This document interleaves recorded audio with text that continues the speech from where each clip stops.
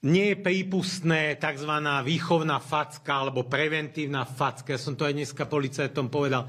Príbeh, kde policajti ušetrili výchovnú facku, nemá ukotvenie v zákone o policajnom zbore. Zákon o policajnom zbore hovorí, možno spútať, možno použiť obušok, ale pre výchovnú facku nemôžno tolerovať.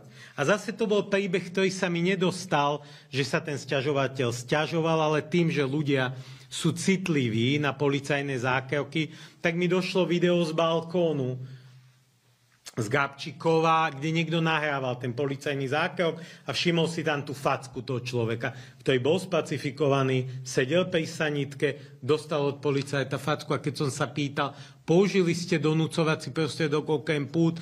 Nie, nepoužili, úradný záznam chýbal. Samozrejme, dokumentácia, video ukázala, že tá facka bola použitá. Nemôžeme bagatelizovať tú facku, povedať si, však je to len niečo prevýchovné. Aj pri deťoch netolerujeme facku. Nie je to ešte od orgánu verejnej moci, ktorý má v rukách zbraň.